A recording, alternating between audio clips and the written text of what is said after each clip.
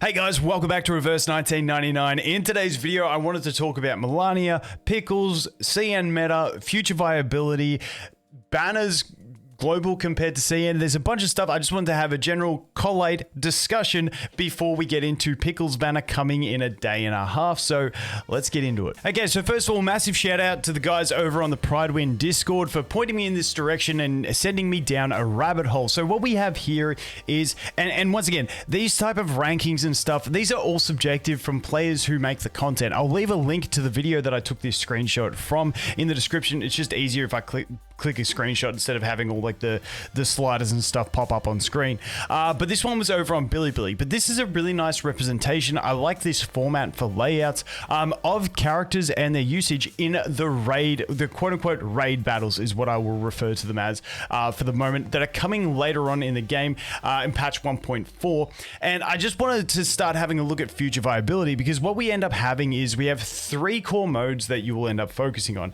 One being obviously Limbo, as that resets. Then we have the UTTU, which is coming in 2 days time, which I will have more content on once that drops on global. And then we will have the raid bosses.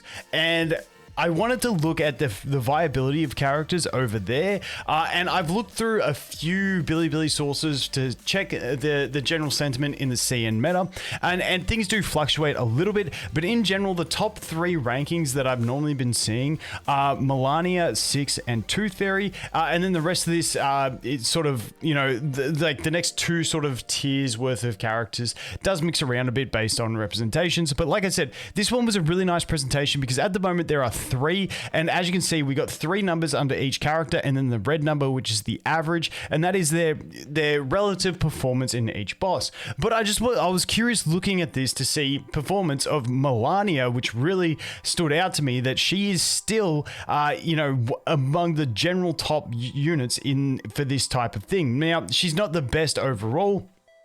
My head's blocking it, but if I remove my head, you can see that in the first boss, we do have Regulus and Charlie actually getting a higher ranking than her in that one, but she's just got general overall high performance, which you love to see. So if you did pull for the Melania, don't feel bad about it. She is still a fantastic unit all the way through.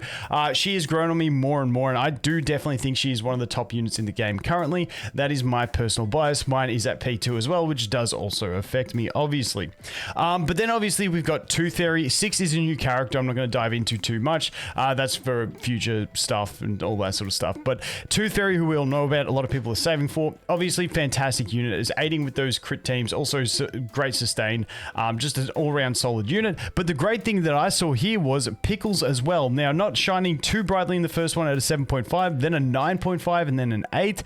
So Pickles just doing work, which you love to see. So this was the big thing that I wanted to look at is, you know, obviously Tooth Fairy, I still think if there was a highest ranked priority character for most people, I'd say it would probably be Tooth Fairy. For my Melania account, my highest rank after Melania is Pickles, and then I'm going to go for Tooth Fairy with anything remaining because I just want to have Pickles and Melania. That's the way I go. But the thing that I wanted to get from doing this, looking up this sort of stuff, is that whether you pick Melania, whether you pick Pickles, it's not going to cripple your account. Your account's not broken. Those characters still have very strong viability. Yes, this is looking at one aspect of the game, but they also have very strong capabilities in the other aspects of the game as well. So if you are pulling for these characters, don't worry and think, oh, I'm ruining my account by pulling for these characters and not saving specifically for, you know, Tooth Fairy and Changeling. Because as you can see, Changeling's really low on these raid rankings because it's not as AoE focused and stuff like that. So she's a bit lower. She is still very reasonable at a 7.5 on the first one and an 8.5 on the third one. Only 0.5 below Melania's rankings on those 2 fights, but she just falls off in the second fight. So, you know, you do have different things like that. And what I'm trying to show from this stuff is characters that you pull now still have definitely future viability, whether it's in one aspect of the game or multiple aspects. So it really goes to show for me in this game, it's a case of you can pull for who you like and your account is going to be fine and you're still going to be be able to do stuff. And, you know, everything is like, it's just a matter of have fun, choose the characters you enjoy. And that's what I was trying to cement in with this. Now, the other thing with Melania, if you're not getting her right now and you're skipping her at the start, she will come back on CN version. So I wanted to go through these banner rotations. And over here, once we get into 1.4, we can see that we have this banner that comes. Now, we're not guaranteed to get this because I wanted to talk about this as well, because they did announce our next banner that we will be getting. And the next banner that we are going to get is, where is it? Let's scroll up a little bit and find it. Is going to be this Regulus banner. So that is the banner we are getting along with Pickles. Now, the thing about that is when we look at the banners we've had, it looks like we're getting one and then skipping one. But remember, if you remember from pre-launch days, they are speeding up the first couple patches for global. So we may fall into sync with what CN did later, but we don't 100% know. So if we look at the start of the banner roster, we had these two banners and we had Melania, but we didn't get Voyager, we skipped Voyager, and we got Druvus instead. So then it looks like we're skipping the Lilia banner and we're getting the Regulus. So I don't know how often, like how many more banners they're going to skip.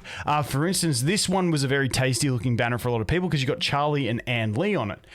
But if they skip that one, that's going to hurt some. And if they just go straight to Eternity, I don't think there's going to be as many people who want to pull on that. I think they'd be stupid not to pull this banner out because it's just a really solid banner that I think would get people to pull on. But yeah, we're not too sure exactly what they're going to do with banners. But on the CN version, we, as always, take anything from the CN version with a grain of salt because nothing is guaranteed to transition straight over. But if we scroll down here and we get into this range, we have this banner that comes. And this is at a point when Melania gets added to the standard banner.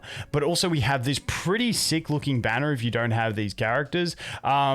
Where we've got the A-Knight, Ann Lee, Voyager, and Melania on it as the rate up units. So I like this, she will come back. So don't stress. Well, once again, I'm trying to say that if you did pull Melania, grats, she is still fantastic even now in CN.